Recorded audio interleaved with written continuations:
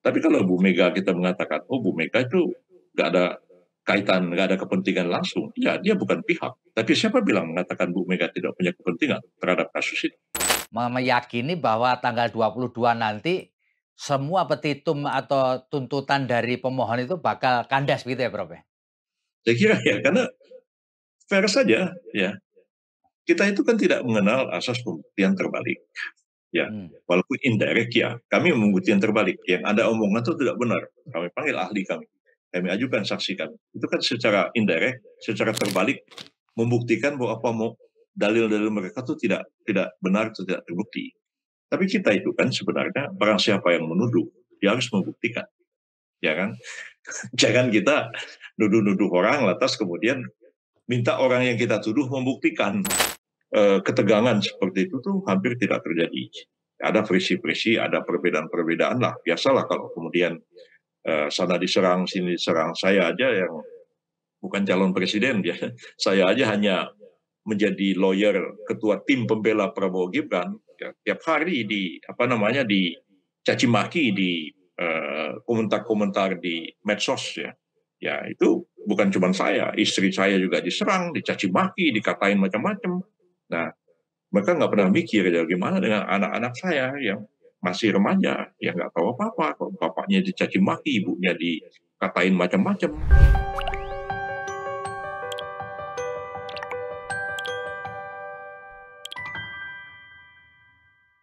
Assalamualaikum warahmatullahi wabarakatuh. Salam damai sejahtera buat kita semua. Om Swastiastu, Namo Buddhaya, dan salam kebajikan. Tribuners, bertemu lagi dengan saya, Feby Mahendra Putra, Direktur Pemberitaan Tribun Network. Tribuners, nasib pemilihan Presiden 2024 akan ditentukan oleh putusan Mahkamah Konstitusi Republik Indonesia pada Senin 22 April 2024 ke depan.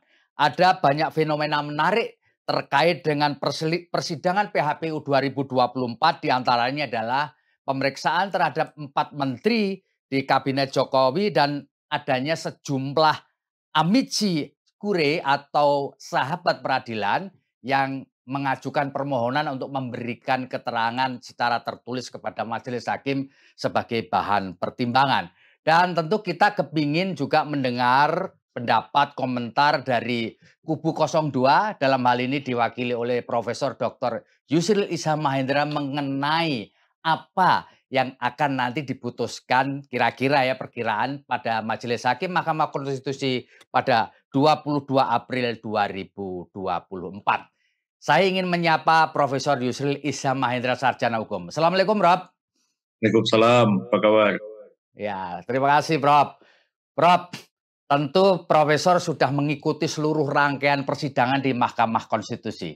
Saya ingin tahu pendapat Profesor Yusril mengenai proses persidangan itu, Prof. Apakah ada sesuatu yang baru? Apakah ada sesuatu yang boleh kita apresiasi selama proses persidangan di Mahkamah Konstitusi? Silakan, Prof.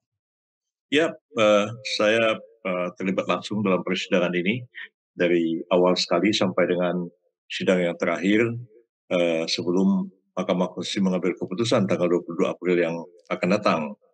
Pada hemat saya sebenarnya persidangan ini sudah berjalan secara fair, adil, dan berimbang. Majelis Hakim tidak berat sebelah, tapi memberikan kesempatan kepada para pihak yang bersengketa di Mahkamah Konstitusi ini untuk mengemukakan tuntutan mereka, posita mereka, alasan-alasan, argumentasinya. Dipersilakan juga untuk memberikan, untuk menghadirkan saksi, ahli, alat bukti untuk dibuka di persidangan ini.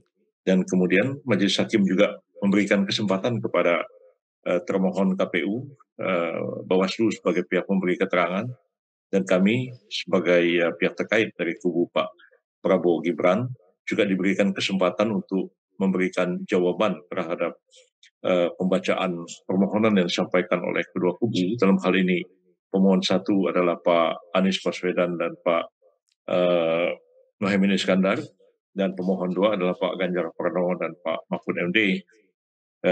Keduanya sudah menyampaikan secara terbuka apa yang mereka mohon. KPU diberikan kesempatan menanggapi atau memberikan jawaban, sebagai termohon, kami juga sebagai pihak terkait diberi kesempatan yang cukup luas untuk membentangkan keterangan atau jawaban kami terhadap permohonan, dan kemudian KPU juga diberikan kesempatan yang sama, dan sesudah itu masuk kepada sidang pembuktian. Baik kedua pemohon dipersilahkan menghadirkan saksi-saksi, menghadirkan ahli-ahli, dan kemudian menghadirkan alat-alat bukti tertulis, surat, alat bukti rekaman video, eh, rekaman audio, dan sebagainya. Itu diberikan kesempatan yang seluas-luasnya untuk disampaikan. Dan ketika ahli dari pihak pemohon membentangkan keterangannya, atau saksi juga dari pihak pemohon memberikan kesaksiannya, termohon, pihak terkait, Bawaslu juga diberikan kesempatan untuk bertanya kepada mereka. Nah, sebaliknya juga ketika termohon KPU, kami sebagai pihak terkait, Bawaslu sebagai pihak yang dimintai memberikan keterangan, menghadirkan saksi dan ahli, dan mereka kedua pemohon juga diberikan kesempatan untuk bertanya kepada saksi dan ahli yang kami hadirkan. Dan saya kira persidangannya sudah jalan fair, ya berimbang. Semua pihak sudah didengar sesuai dengan asas peradilan, bahwa hakim harus mendengar para pihak secara sama dan berimbang, dan kemudian juga diberikan kesempatan untuk menyerahkan alat-alat bukti, dan itu sudah dilakukan. Alat buktinya juga sudah disampaikan kepada majelis hakim dan sudah disahkan oleh majelis hakim. Dan terakhir sekali adalah kami diberikan kesempatan untuk membuat kesimpulan terhadap apa yang fakta-fakta yang terungkap dalam persidangan, dan kemudian mengulangi apa yang menjadi petitum, baik petitum dari pihak pemohon maupun petitum dari pihak termohon KPU, maupun petitum dari kami sebagai pihak terkait. Nah, seperti kita melihat juga dalam persidangan sekali ini atas permintaan dari kedua pemohon, supaya sejumlah menteri dipanggil oleh Mahkamah Konstitusi, dan Mahkamah Konstitusi memenuhi permintaan mereka. Jadi 4 menteri dihadirkan ke persidangan, dan bahkan mereka masih minta pada waktu itu supaya Kapolri dipanggil oleh Mahkamah Konstitusi, dan salah seorang rekan kami, yaitu Pak Nikolai, waktu itu mengatakan, oke, Kapolri silakan diminta untuk dihadirkan, kami juga minta Kepala BIN dihadirkan di persidangan ini. Ketika dua-duanya dimohon, itu tidak dikabulkan oleh Mahkamah Majelis Hakim, jadi Kapolri tidak dihadirkan, Kepala BIN juga tidak dihadirkan di persidangan. Prof, dari keterangan 4 menteri di depan Majelis Hakim Mahkamah Konstitusi, apa yang bisa kita simpulkan dari penjelasan 4 menteri berdasarkan pertanyaan dari Majelis Hakim Mahkamah Konstitusi, Prof? Ya, pertama ingin saya tegaskan bahwa para pihak itu tidak bisa menghadirkan menteri, ya, karena menteri itu adalah anggota kabinet dan dia pembantu presiden, dan kalau mau dihadirkan itu harus dengan persetujuan dari presiden. Karena itu para pihak yang memohon supaya mereka dihadirkan minta kepada mahkamah, supaya mahkamah lah yang memanggil menteri itu, dan mahkamah melakukannya, dan presiden mengizinkan 4 menteri itu untuk hadir di persidangan. Kami sebenarnya pasif karena kami tidak meminta 4 menteri itu hadir. Kalau kami nanti minta supaya 4 menteri itu dihadirkan, kan nanti kami dituduh kami ini bersekongkol sama pemerintah gitu kan. Karena kan sama ini Iya. yang menjadi titik serangan mereka itu adalah terjadi nepotisme, terjadi penyalahgunaan pejabat kepala daerah, penyalahgunaan bansos, dan pada KPU ada penyalahgunaan juga, penyalahgunaan sirekap dan sebagainya. Jadi kalau kami hadirkan kan nanti dicurigai. Ya kalau mereka yang minta ya sudahlah kita dengar Ya. aja. Dan ketika dihadirkan menteri itu, MK berpendapat oleh karena para menteri itu bukan pihak dalam perkara, bukan saksi yang dihadirkan oleh para pihak, bukan juga ahli yang dihadirkan oleh para pihak, tapi mereka adalah orang yang dipanggil oleh MK, dan karena itu hanya MK yang bisa bertanya kepada mereka, sedangkan para pihak tidak diberikan kesempatan untuk bertanya. Saya kira kita harus memaklumi itulah hukum acara yang berlaku di Mahkamah Konstitusi. Nah, Prof, kalau melihat dari konten keterangan dari para 4 menteri itu, apa pendapat Profesor? Pendapat saya itu menjadi bumerang bagi pemohon satu dan pemohon dua. Karena apa yang didalilkan oleh pemohon satu dan pemohon dua itu secara tidak langsung dibantah oleh keempat menteri itu. Misalnya, mereka mengatakan bahwa ini kok bansos diselewengkan, di mana-mana terjadi bagi-bagi sembako. Pak Jokowinya sendiri nenteng sembako kemana-mana Hmm, dan mengatakan bahwa bansos ini digunakan untuk mempengaruhi rakyat supaya memilih paslon nomor 2 Prabowo Gibran. Dan Ibu Risma sebagai Menteri Sosial sama sekali tidak dilibatkan dalam proses pencairan maupun pembagian bansos ini. Ya, baguslah. MK sudah panggil Bu Risma dan Bu Risma mengatakan tidak betul itu semua. Saya terlibat secara langsung merumuskan bansos ini, bahkan data mengenai orang yang akan menerima bansos itu datangnya dari kami sebagai Menteri Kementerian Sosial, dan dia mengatakan bahwa apa namanya tidak pernah ada bansos itu diberikan dalam bentuk barang.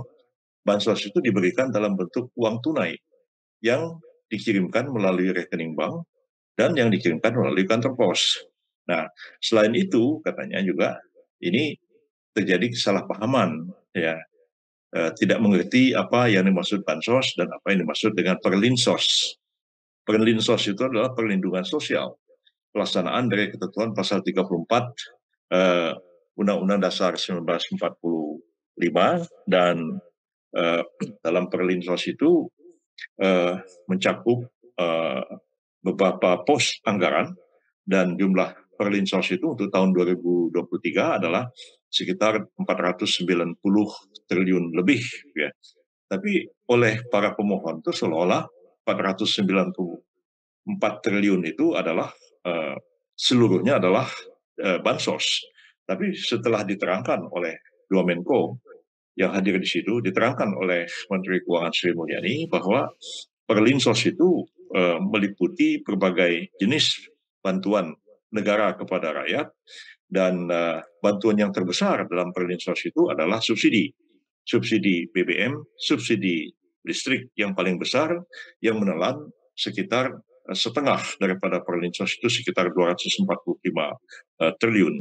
Sedangkan yang dimaksud dengan bansos itu hanya sekitar mendekati angkanya itu antara 48 sampai dengan 50 triliun, kalau tidak salah seperti itu. Dan itu memang datanya sudah ada.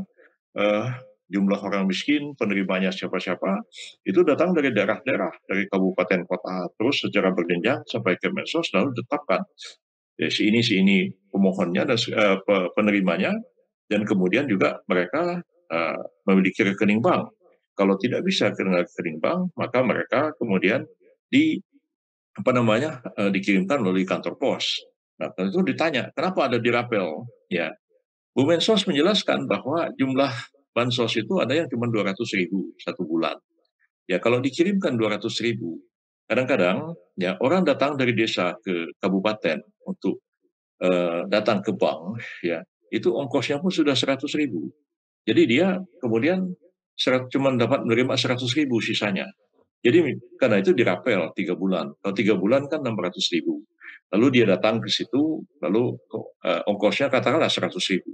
Misalnya di Kepulauan Riau, dari pulau-pulau kecil mesti naik boat, ya, kemudian naik mobil lagi. Jadi kalau 100.000 ongkosnya, kalau dirapel 3 bulan, mereka mesti mendapat 500.000 rupiah dalam tiga bulan itu. Semua clear, dijelaskan oleh Ibu Mensos. Nah, pertanyaannya kan begini, kalau selama ini dibilang bahwa perlinsos itu, ya, itu nyuruh orang ya, pilih Prabowo Gibran. Ya, kalau Anda itu wartawan, pergi ke Kompas itu naik sepeda motor, berarti di pom bensin Pertamina, Anda ngisi bensin. Berdasarkan bensin itu, katakanlah Anda mesti harus bayarnya 8.000 1 liter, tapi Anda cuma bayar 5.000. 3.000-nya kan disubsidi oleh pemerintah. Apa ada petugas pom bensin? Bung, wartawan Kompas, ente pilih Prabowo Gibran ya? Oh, pernah. Gimana caranya? Ya, orang yang bayar listrik yang 450 watt itu, yang disubsidi oleh pemerintah. Ketika ada bayar listrik ke PLN, dia bilang, Anda pilih Gibran ya? Ada nggak saksi yang dihadirkan oleh pemohon Pak Ganjar maupun pemohonnya Pak Anies ini? saksi orang yang menerima subsidi itu mengatakan dia disuruh untuk milih Jokowi Gibran. Nggak ada satupun saksi yang mereka hadirkan. Ya kan mereka gagal membuktikannya. Dan Ibu Risma sendiri mengatakan tidak ada bansos dalam bentuk natura, dalam bentuk barang. Nah, yang mereka hadirkan orang dari Medan, ya kan? Dari Medan bawa beras sekarung kecil 5 kilo.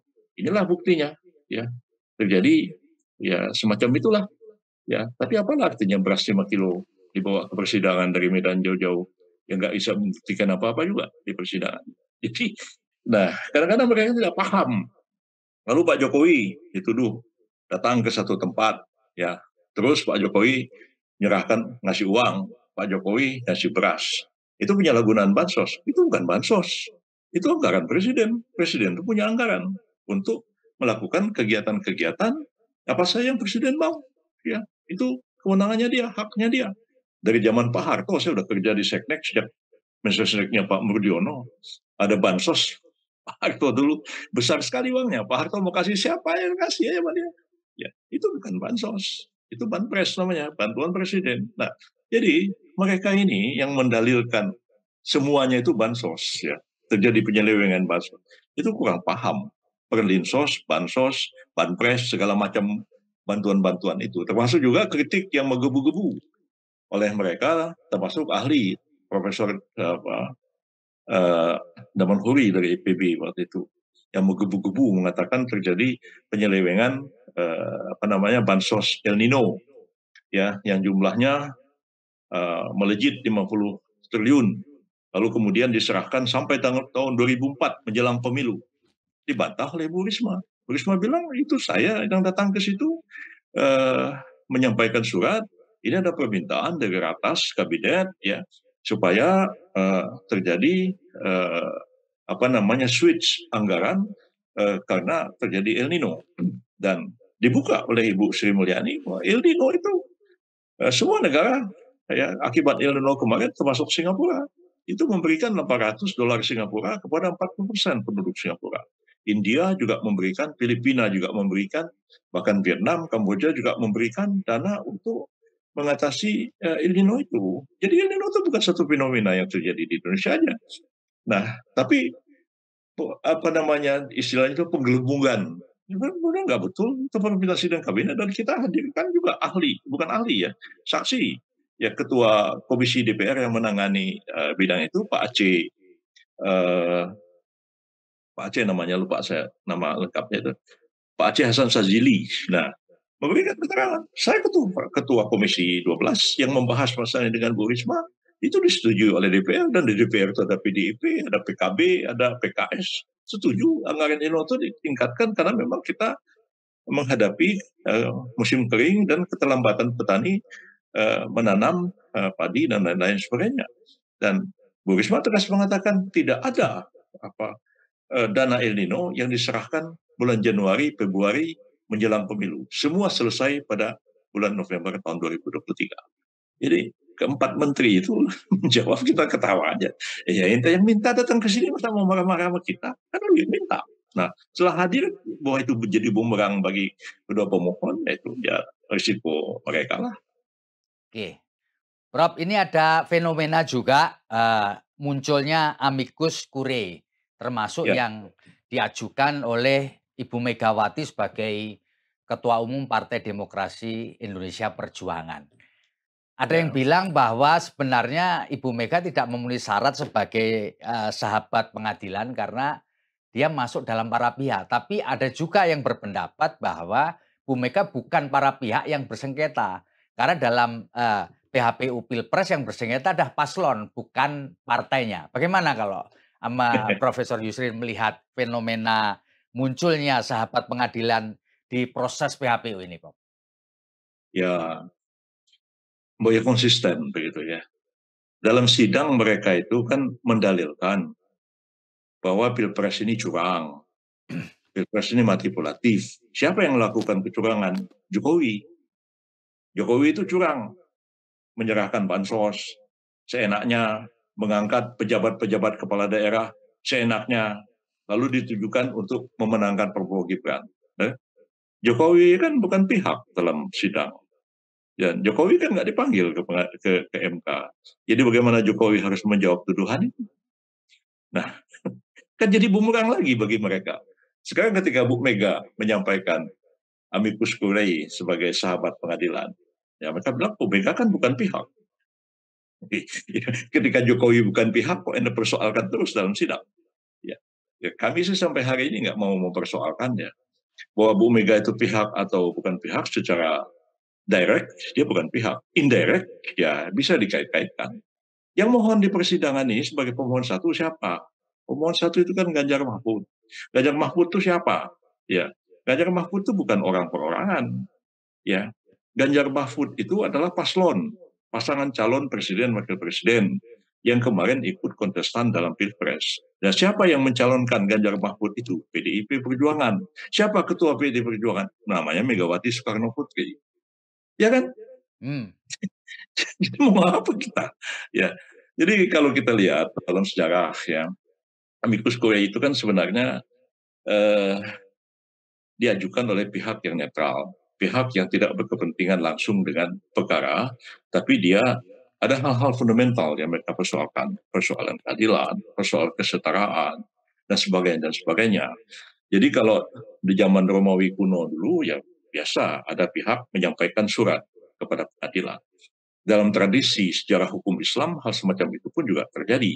Ya, ulama atau seorang ahli fikih atau fuqaha dia berpendapat tentang sesuatu masalah yang memang sedang diperiksa atau sedang diadili di pengadilan.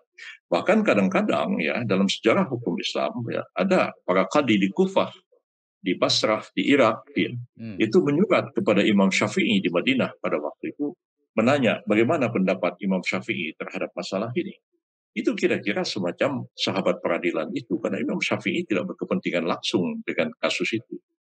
Nah, saya pernah membaca majelis hikmah, ya, lembaga hikmah dan kebijakan publik PP Muhammadiyah itu bertindak sebagai amicus curiae dalam sengketa antara kebun kelapa sawit di Riau. Itu sampai diperiksa di Pengadilan Tinggi Tata Usaha Negara di Medan, maka lembaga hikmah dan kebijakan publik menyampaikan surat kepada mahkamah ya pendapat PP Muhammadiyah terhadap persoalan ini. Saya pikir kalau itu betul amicus curiae karena PP Muhammadiyah tidak berkepentingan langsung, tidak terlibat langsung dengan sengketa lahan antara rakyat yang mengklaim hak ulayatnya mereka dengan perkebunan kelapa sawit di sana. Tapi kalau Bu Mega kita mengatakan, oh Bu Mega itu nggak ada kaitan, nggak ada kepentingan langsung, ya dia bukan pihak. Tapi siapa bilang mengatakan Bu Mega tidak punya kepentingan terhadap kasus ini? Nah, saya kira ya kita mesti agak fair juga melihat gitu ya. Ketika di pengadilan mereka malah mempersoalkan Jokowi bukan pihak, tapi mereka persoalkan terus. Nah, ketika Bu Mega menulis surat sebagai amicus curiae, mereka bilang, oh Bu Mega bukan pihak, ya Bu Mega tidak terlibat dalam ini. Ya, saya kira itu sikap yang inkonsisten. Itu aja komentar saya. Ya, Prof, saya ingin kembali tadi pada penjelasan 4 menteri di persidangan Mahkamah Konstitusi. Bu Sri Mulyani kan secara jelas menjawab pertanyaan majelis mengatakan bahwa uang yang dipakai oleh Pak Jokowi untuk bagi-bagi natura bansos itu berasal dari dana operasional presiden. Ya, bukan Sebenarnya bansos. menurut rule of the Ya, game, menurut ketentuan apakah boleh seorang presiden menggunakan dana operasional untuk bagi-bagi sembako itu, Prof? ya, jadi sampean mesti koreksi dulu ini. Sampean pun sudah keliru juga. Itu kan dana presiden, bukan bansos. Ya. Jadi bansos itu sudah ada porsinya sendiri. Itu adalah anggaran operasional presiden. Menteri juga punya, anggota DPR juga punya, bupati, wali kota juga punya. Kalau zamannya Pak Harto dulu namanya dana taktis menteri, dana apa. Uang itu dapat digunakan oleh presiden atau pejabat yang bersangkutan dan nanti dipertanggungjawabkan secara umum, secara global kepada negara pengeluaran itu. Nah kita ini kan kadang-kadang jadi pejabat susah ya. Saya lah contoh dulu, saya jadi Menteri Kehakiman dan HAM. Ya, saya ini dulu aktivis HMI. Ya, Begitu saya jadi menteri, datanglah anak-anak. Biasalah adik-adik mahasiswa kan, datang dari UI, datang dari kampus-kampus lain. Bang, ini HMI mau adakan kegiatan, ya sumbanglah bang. Nanti datang yayasan itu, datang dari masjid, datang macam-macam. Nah, dari mana kita akan uh, memberikan bantuan kepada mereka ini?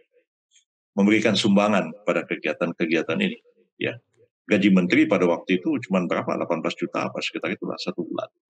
Nah, jadi dana itulah yang kita gunakan untuk menyumbang, untuk membantu orang minta pada kita.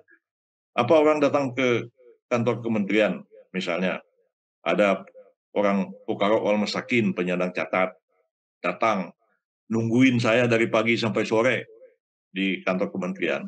Tujuannya mau salaman, ujung-ujungnya kan minta sumbangan. Apa nggak saya kasih sumbangannya? Terus saya mau kasih pakai uang gaji saya sebagai menteri yang 18 juta itu. Saya kasih sama mahasiswa HMI. Nih, saya kasih 5 juta ya buat HMI. Dikit bener abang nih ngasih duit kok cuma 5 juta. Udah jadi menteri kok pelit banget. Gaji menteri aja 18 juta. Kalau tiga orang datang udah 15 juta, gaji saya tinggal 3 juta satu bulan. Nah itulah dana-dana seperti itulah yang memang ya diberikan pada pejabat itu. Ya kalau enggak mau bagaimana? Ya karena kan pejabat itu misalnya ngundang orang datang ke istana, mungkin dia seorang tokoh, dia seorang kiai, tokoh agama. Kiai itu tinggal di Makassar misalnya. Presiden mengatakan, saya mau bertemu Pak Kiai, tapi saya nggak sempat ketemu. Bisa nggak Bapak datang ke istana? Ya datang dia. Berangkatlah Pak Kiai itu ke Jakarta. Masa terus tiket pesawatnya tidak diganti? Dari mana Presiden akan mengeluarkan dananya itu? Itulah dana operasional Presiden ini. Ya, termasuk seperti itu. Kira-kira gambarannya seperti itulah.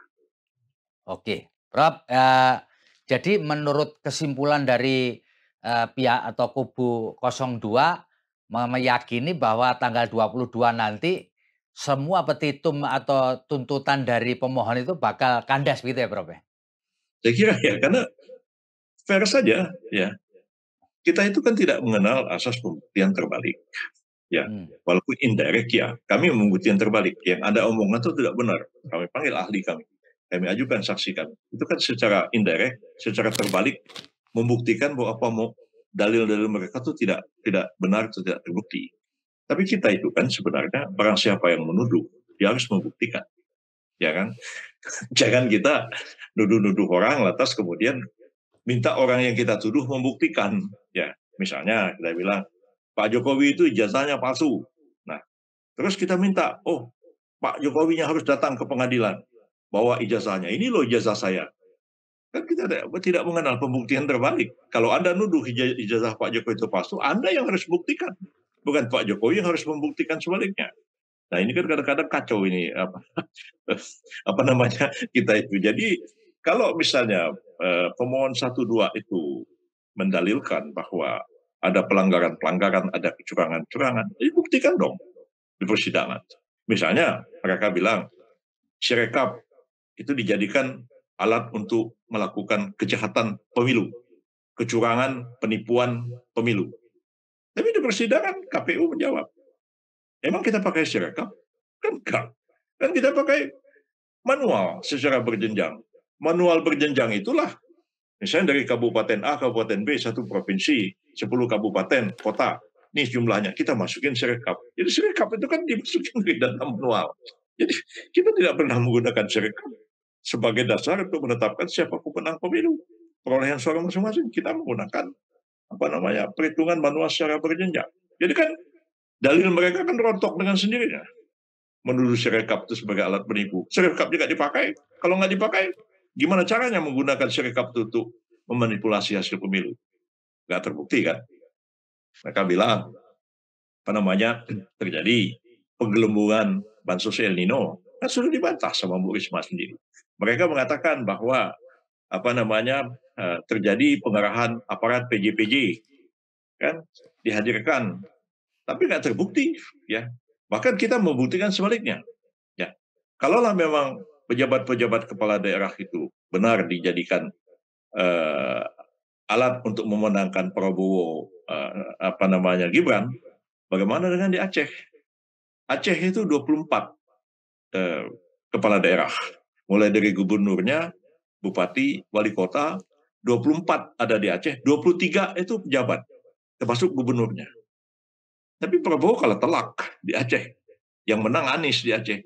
Coba Anies menjelaskan bagaimana caranya PJ-PJ ini, kalau dikatakan dia mendukung Prabowo, kok Anda menang di Aceh, sementara PJ terbanyak di Indonesia itu justru ada di Aceh. Dia nggak bisa menjelaskan apa-apa. Nah, sebaliknya juga di Bengkulu.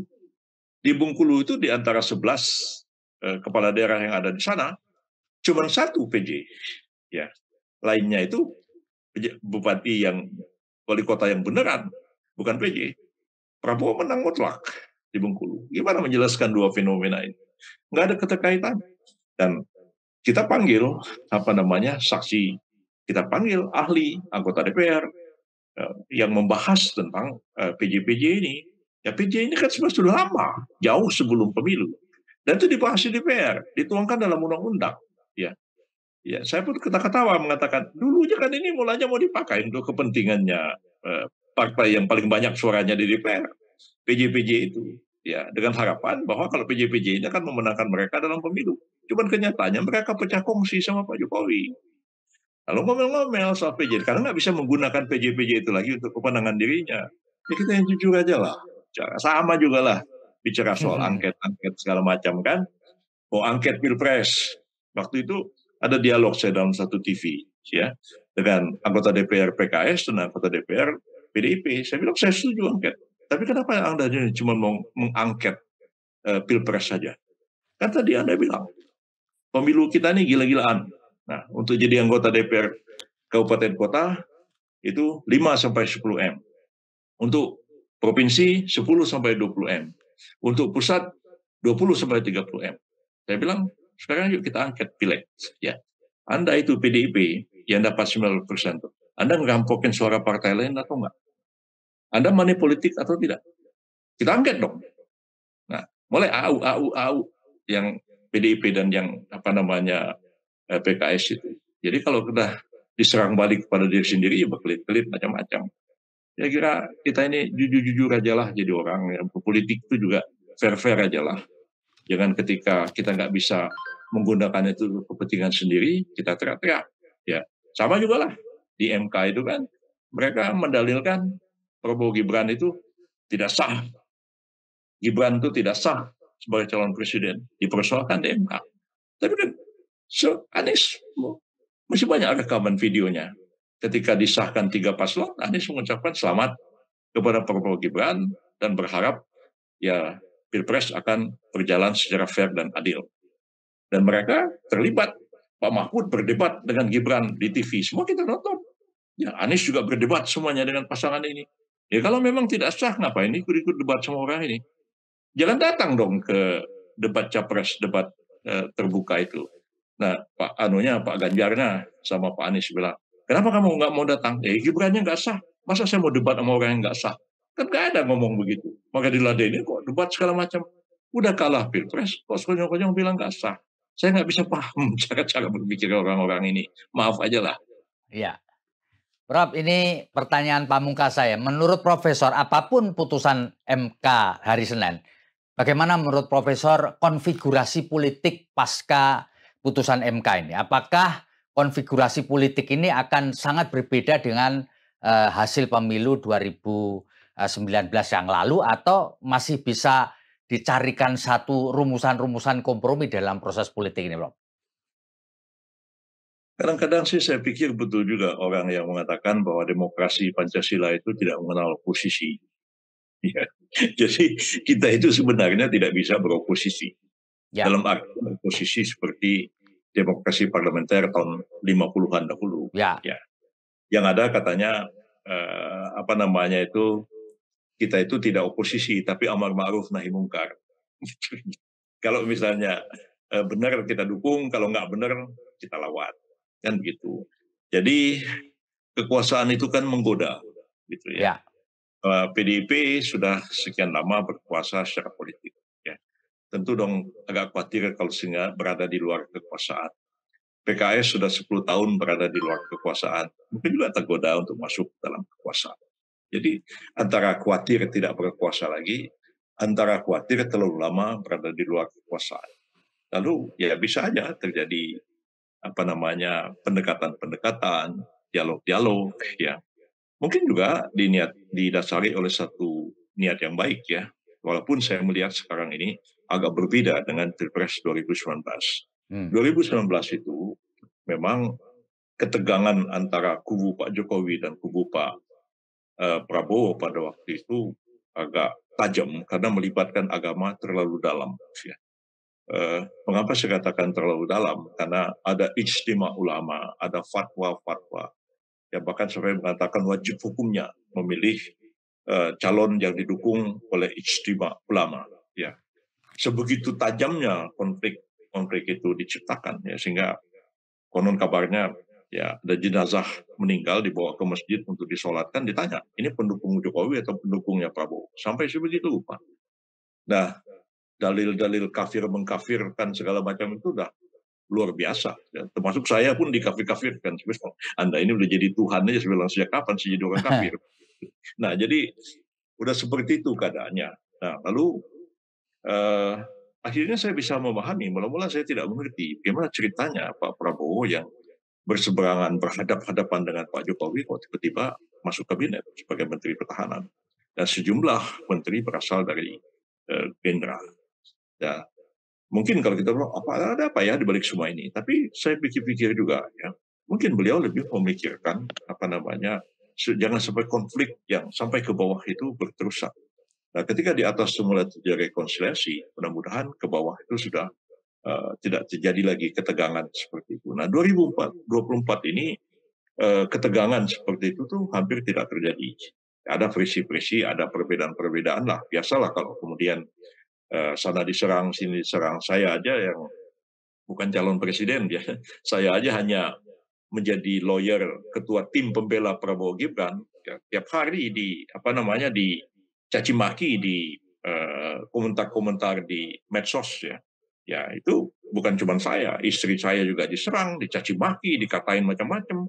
Nah, mereka nggak pernah mikir ya gimana dengan anak-anak saya yang masih remaja, yang nggak tahu apa-apa, kok bapaknya dicaci maki, ibunya dikatain macam-macam, ya hanya karena ya saya membela Pak Prabowo Gibran.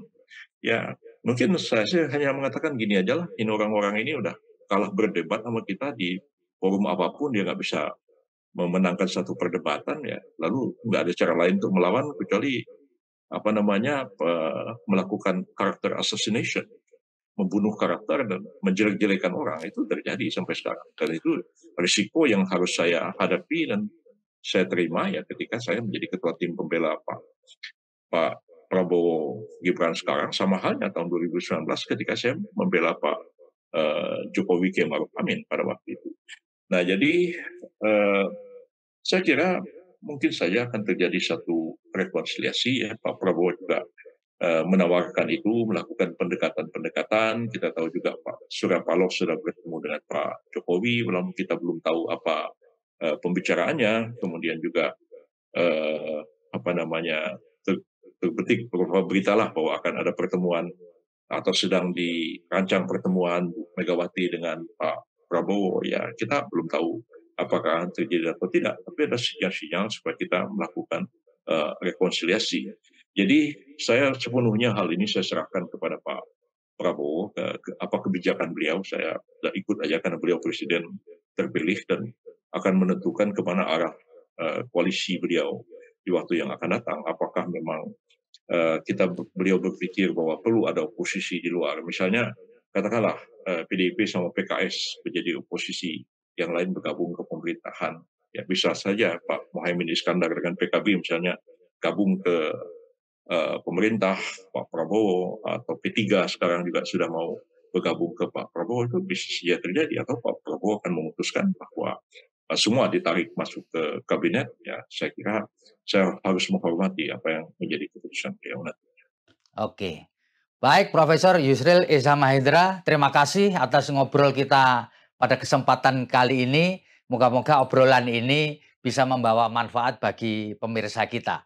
Demikian, Prof. Terima kasih banyak. Ya, Saya terima kasih Febi banyak, Mahendra dan mohon Putra maaf pamit kalau undur ada diri. kekurangan dalam dialog ini. Ya, terima kasih. Saya Ya. Febi Mahendra Putra pamit undur diri. Assalamualaikum warahmatullahi wabarakatuh. Salam damai sejahtera buat kita semua. Om Santi Santi Om, Namo Buddhaya, salam kebajikan, dan jangan lupa apapun yang terjadi tetaplah bahagia. Download Tribun X sekarang, menghadirkan lokal menjadi Indonesia.